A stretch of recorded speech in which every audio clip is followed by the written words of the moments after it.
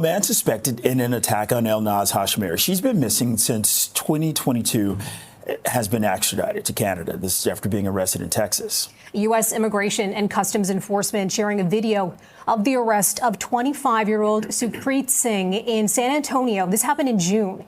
Singh is now in custody of York Regional Police, facing charges of aggravated assault and conspiracy to commit an indictable offense. Singh had been identified as a suspect in the parking garage attack on Hajtamiri in Richmond Hill in December of 2021. Well, less than a month later, police say that Hajtamiri was abducted from a Wasaga Beach home by 3 suspects. She's not been seen since.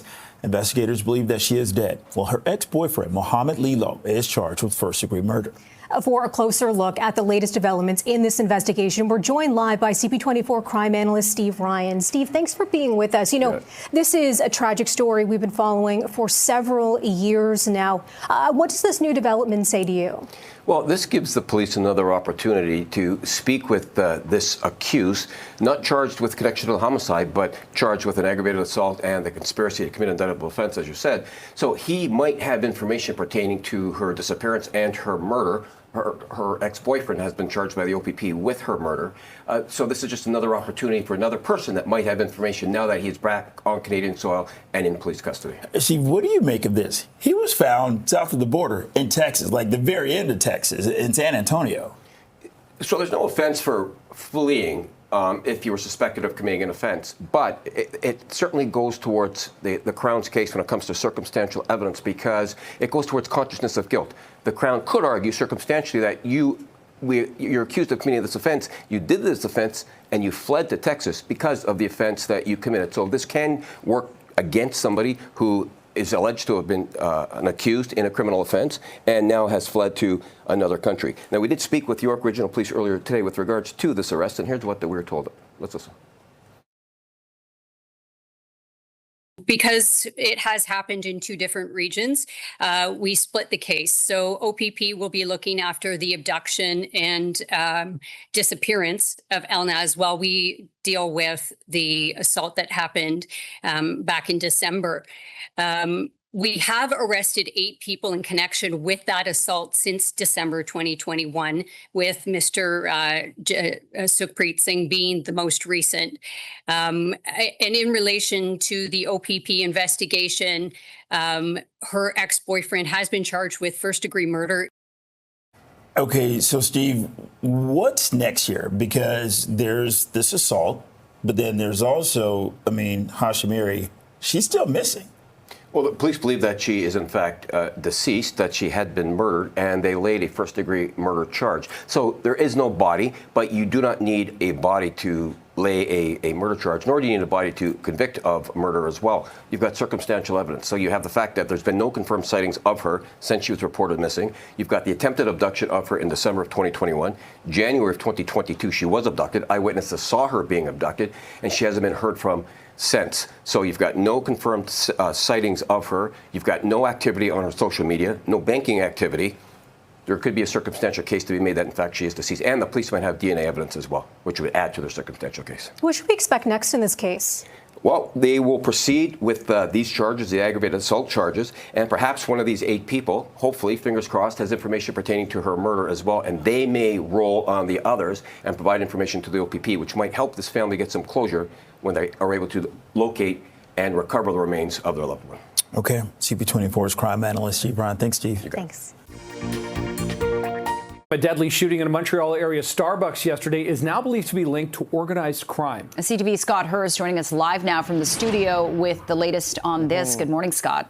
Good morning, Nick and Jen. This shooting really has left many in that neighborhood shaken by what they saw yesterday, a broad daylight shooting, as the province's public safety minister is weighing in, pointing the finger to organized crime as the likely source of the violence. Shots first rang out just after 10:30 yesterday morning at a popular coffee shop at a busy commercial plaza. It was quickly crawling with police. A Starbucks becoming a crime scene with police tape encircling a strip mall in Laval, Quebec, north of Montreal. As the investigation began, witnesses described the shock and terror of what they saw, rattling the nerves of many who frequent that coffee shop and the plaza. It was 10:34 to be exact when the calls first came in about the shooting, as customers were just grabbing their morning coffee. coffee, shots ringing out inside the coffee shop. According to police, 3 people were hit. 1 person was killed and 2 others suffered non-life-threatening injuries. The shooting has drawn a strong response from the mayor and law enforcement. Police so far, however, have released little details about the investigation as it is just getting underway. But we do know at this time no arrests have been made, Nick and Jen. Yeah, what a concerning situation. Going to get your morning cup of coffee and, yeah, shooting rings out. Scott Hurst with the latest there this morning. Scott, appreciate the update. Thank you. And we are also following breaking news this hour near Kingston Road and Mason Road, where a boy on a scooter has been rushed to the hospital after a collision involving a car. Here's a live look at the scene. This hour, we see a black scooter along the road there. Police still in the area. They say a 12-year-old was riding the scooter just after 8:30 this morning. The other vehicle involved did remain at the scene. The boy was taken to the hospital via an emergency run, but paramedics tell CP24 he is now in stable condition. The cause of the collision is still under investigation. Fire crews also battling a 2-alarm house fire near Kiel and Eglinton overnight.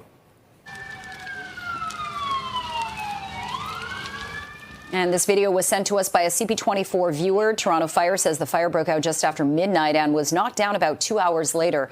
No injuries have been reported. Neighbors say the house was vacant and has actually been on fire before. Adjacent homes were evacuated, but people have now been allowed to return to them. Crews remain on scene to put out some hot spots. The cause of this fire is being investigated.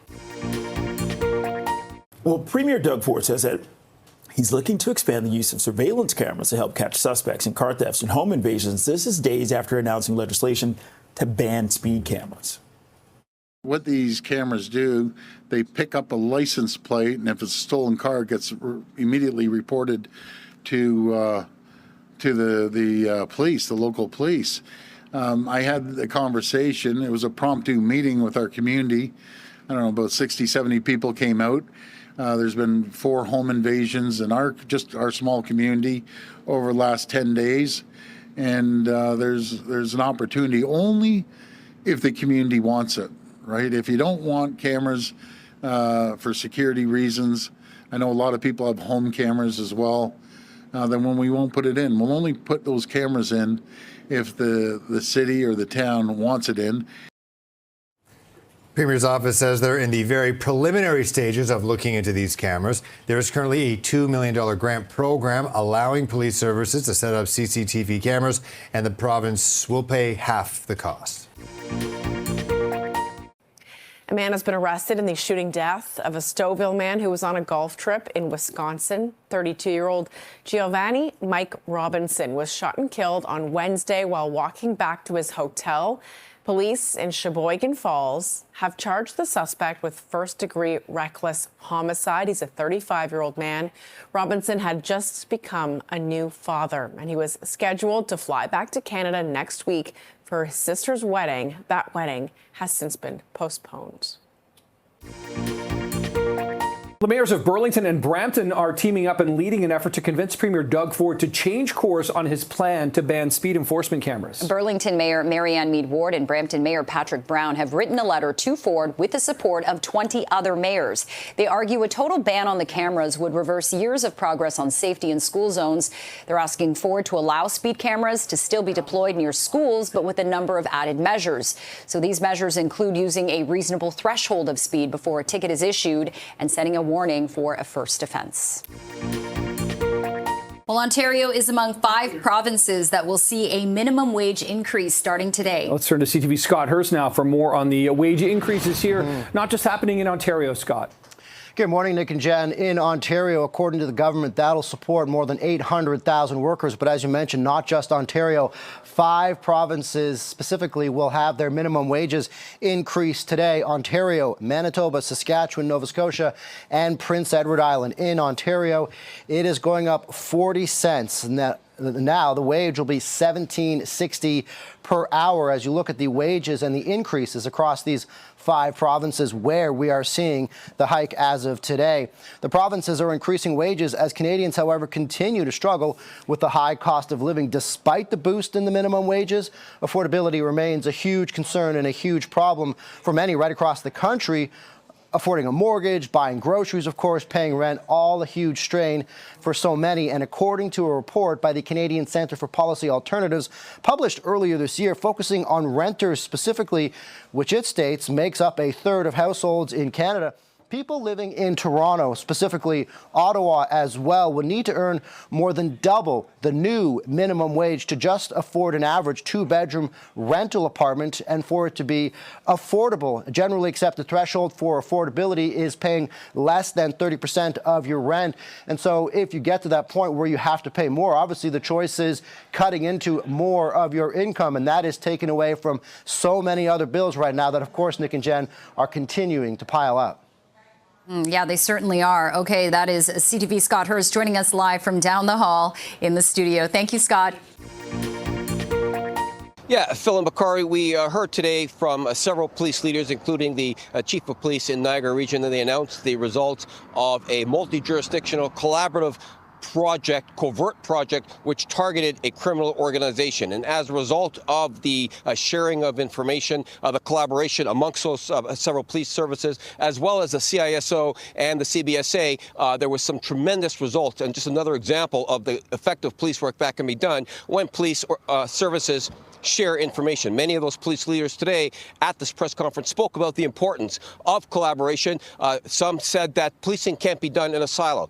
Criminal organizations commit crimes through various jurisdictions, and it's important for police services to share that information and then come together and put project teams together, investigative projects that result in results like the ones that you're going to hear about right now. Here's more from police leaders who we heard from today, including the Niagara Regional Police Chief. Let's listen.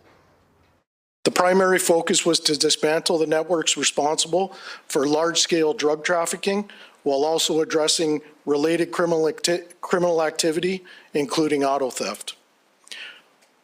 On Tuesday, September 9th, 2025, investigators executed the official takedown of Project Road King, with 12 search warrants being carried out in the Niagara, Hamilton, and Toronto areas, supported by specialized units and resources from all partner agencies.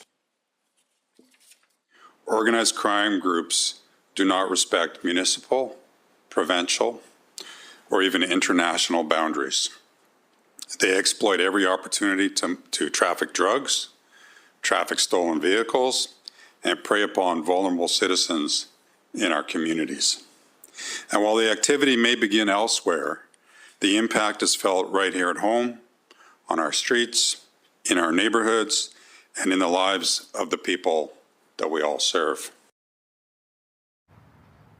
You know, it's such great police work, but again, it shows just how important using those support services as well, and that would be the Central Intelligence Services of Ontario and the Canadian Border Services. They were instrumental in assisting in this successful project that was done collaboratively, led by the Niagara Regional Police Service. Great police work. So back to you guys. All right, Steve Ryan, thank you very much for the update on that project.